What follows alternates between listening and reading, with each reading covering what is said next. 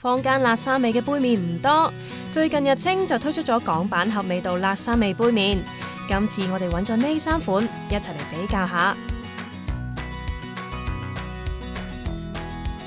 你唔話俾我聽佢係辣沙，其實我覺得佢係有少少辣味，然後有少少酸味嘅公仔麵咯。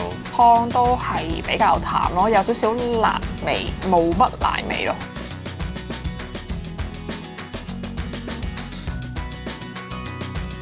香茅味會重啲，同埋佢係食落口係比較 creamy 嘅。佢個湯底其實係最濃郁，然之後麵嘅咬口亦都相當好。